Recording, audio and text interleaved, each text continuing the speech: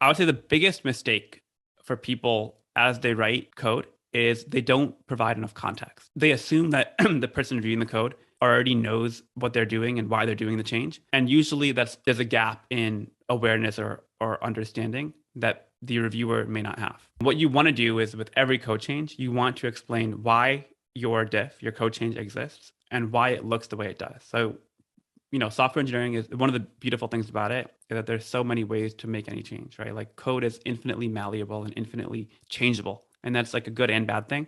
But you have to be able to defend why are you making the change in this particular way, as opposed to the 10 or 20 or 30 different other ways that you could be making the change, right? And so there's a couple of different parts to this. One is from the business perspective, why are you making the change?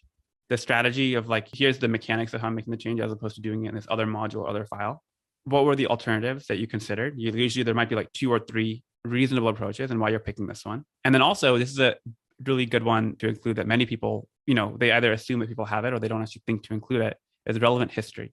Meaning that, especially at a company like Facebook, where there's so many things that you've tried, like growth experiments or features that you may have built, but then eventually killed because it just didn't move metrics in a meaningful enough way.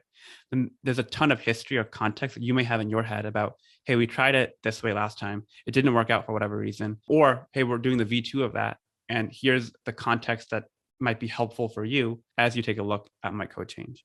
So if you include all of this data in your code review, immediately as a reviewer, I have a lot more confidence that you've thought it through and that I don't need to like ping you on a side channel to understand, the FAQ, if you will, of this code change. Generally, there's like a context or summary section when you publish a diff review where you can write, a paragraph or two, essentially including all this information.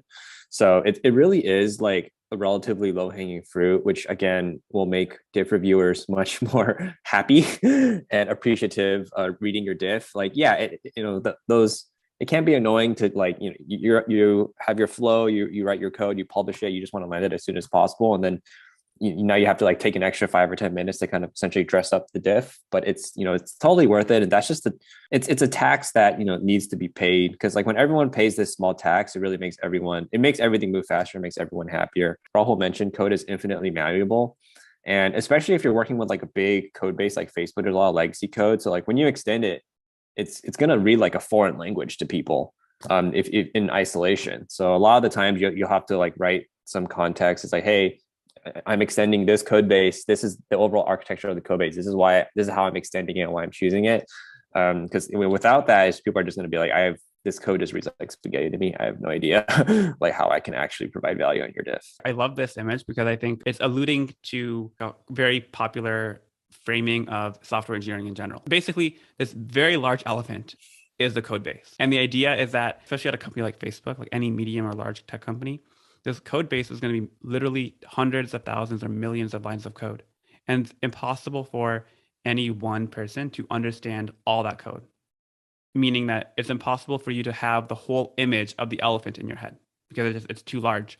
And so what happens is that every engineer, every tech lead is going to have expertise in one particular part of the elephant of, whatever module they own. And so the idea here is that, hey, even if we're both senior engineers or even, junior to junior engineer. The point is I probably have some relevant context or knowledge that you probably don't have because we're looking at 2 different parts of the elephant. And so the idea, what this image is showing is that you have to provide context of, hey, like I'm at the backside of the elephant and here's like my perspective on like how things work. And you're sitting over there looking at the trunk of the elephant, which looks totally different, but we need to be able to communicate, understand how our pieces fit together. And so that's why I think this elephant is a really apt example of how code review and how context really matters at any meaningfully sized tech company.